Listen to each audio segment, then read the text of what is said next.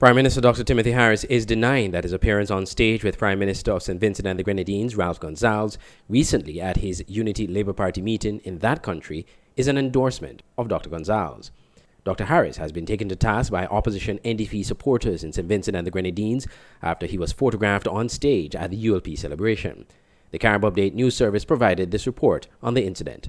St. Kitts and Nevis Prime Minister Dr. Timothy Harris has found himself at the center of a swirling political controversy in St. Vincent and the Grenadines after he was caught on the stage of a ruling party rally there Wednesday night.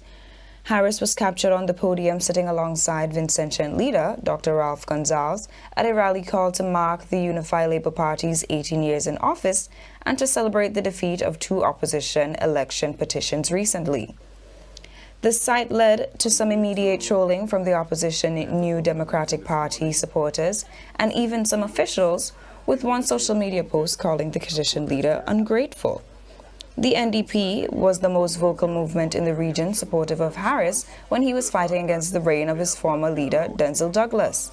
Its support included helping to raise funds to help with the much-covered battles over the constituency boundaries. NDP supporters immediately reposted online Friday a demonstration in St. Vincent a few years ago where NDP officials were standing side by side with Harris trying to demand answers about Douglas's rule near a CARICOM conference. But in an interview with St. Vincent-based journalist Jerry George, Dr. Harris defended his actions. Because I needed to have an audience with the Prime Minister. The Prime Minister, at the moment in time, I was advised, was at a particular location. I went there and basically had that conversation with him and then exited, since I was not basically part of the processes which were taking place. And I should say this, it's not the first time while being Prime Minister I've mounted the platform to have a conversation with a leader. I was in Grenada, for example, in their recent elections. I mounted the platform, said my hello and greetings to a colleague, Prime Minister Keith Mitchell, and then exited the stage just as I did, because I was not there to either promote one side or to diminish the other. Dr. Harris said that the supporters and leaders of NDP will always be fondly remembered by the Team Unity movement. And I am saying to you that we will always be eternally grateful to Arnim Eustace and the leadership of the party for the role they played in bringing to further regional attention the troubles of St. Kitts and Nevis, the undermining of the democracy through a hesitancy on the part of the government in bringing a motion of no confidence properly tabled. So the people of St. Vincent and Grenadines will always be in our heart with respect to that particular matter. We came here in St. Vincent. We didn't just appear overnight. We had conversations with the leadership. We said this was what we were planning, we think was necessary. Are you prepared? Can you provide support? And they said yes.